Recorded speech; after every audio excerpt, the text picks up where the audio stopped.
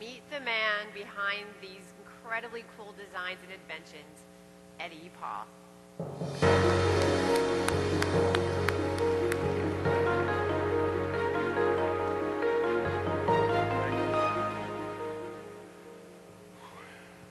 I guess you gathered that I'm not exactly a normal guy. In fact, a lot of people wonder if I'm even human. We do so much stuff at the shop. I like tools. I work with tools a lot. I've worked with tools my whole life. My dad worked with tools. So I've learned to build anything, and you can build anything as long as there's money and time, and there never seems to be enough of each. But I started with AutoCAD way back, I think, with version 1. I went from the drafting table to AutoCAD 1 and worked my way on through to the latest version that I have now. And it's been an asset in our business. It's the reason we're one of the #1 in Hollywood as far as building weird things. It's like we get the job when nobody else in their right mind would accept it, and there's no time left. They call us and we do it. So it's been a rush, and we've gotten a lot done because of it. One of the big features I found in AutoCAD is, like I say, it's a universal language. We have guys in our shop that come from south of the border that do not speak English, and I cannot learn Spanish. And I go out, and it's funny, when they fill out the application for work, they speak perfect English. When we have a problem in the shop, they no longer speak English. So we started communicating in AutoCAD. I'll make a drawing. I don't even bother talking to them. I go out and I hand them the drawing, say, comprende, and yeah, we understand. And then they go ahead and make it.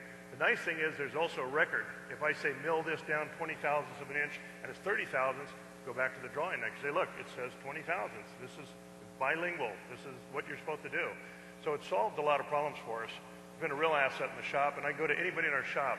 We're doing something with wood, plastic, vacuum forming, hand them a drawing, they know what to do, and then the rest of the conversation is just idle conversation, you know, how you doing, how's wife and family.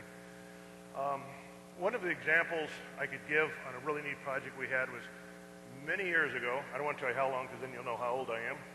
There was this guy named Cousteau that was doing a TV special, and he had handed on to his son, Jean-Michel Cousteau, the project of doing a shark. And they wanted something built, but it started out with filming a shark, and it started with the filming of a small blue shark.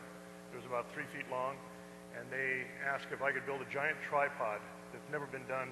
As I believe a 20-foot tripod to go underwater, so it had to be made of stainless steel and aluminum and corrosion resistant, and then take it out in the ocean, put it on the bottom so that the camera is stable, and then they wanted a little tiny shark to come swim in the camera, and that was all they needed, was that one little 2-second shot. So they found out I was a diver, and they asked me to build it, and then they asked me to come along and put it on the bottom for them. So I went ahead and volunteered to do that, went down and put it on the bottom. Then they said, well, can you stick around while we film? I'm sure, I'd love to stick around and watch you film.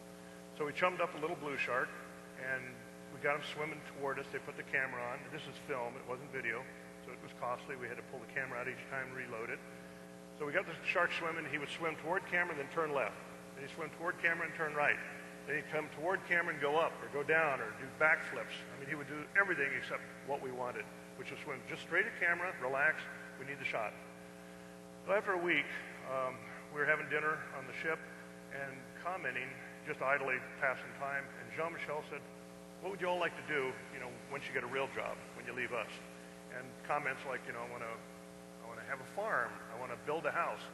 Anyway, he got around to me and he said, what would you like to do? I said, you know, I've always wanted to build a shark. I've built cars, I've built motorcycles, I've built aircraft. I've never gotten to build a shark. And they look pretty simple. They just move their tail. They have no expressions. So anyway, that was basically it. The next morning, I was on an airplane back to California. Not for anything I said, but my time was up. So I came back and pretty much forgot about the incident. But I was back in Hollywood building cars. I got a phone call from Jean-Michel Cousteau's secretary, who said, Eddie, Jean-Michel said, build the shark. So I got kind of excited because that was a neat challenge. It wasn't about the money, it was about the challenge of building a shark that swims. So I was working on AutoCAD, I started sketching one out, getting the proportions, started with a block, moved it down to a little more finalized design, and I made this small shark about that long. And so Jean-Michel was in town, he wanted to see how the shark was doing. This is the following week. I said, well, come on by, I'll show it to you. Came by, looked at the shark, and he said, oh, it's very nice. He says, oh, but where's the shark? I'm thinking, what, the guy's brain dead or something? This is the shark. I said, it doesn't have the skin on it, but this is the shark.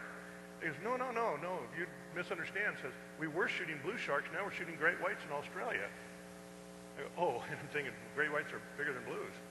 I go, oh, that shark, that's almost done. It'll be another 2 weeks. So he was happy with that. I didn't have to show him anything, fortunately.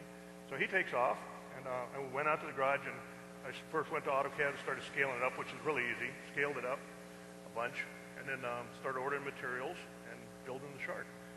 I finished the shark in the 2 weeks, and I called and said, okay, your shark's ready. You can send somebody by to pick it up. And they said, well, we were kind of hoping you'd bring it. I'm thinking, this is a 10-foot great white shark.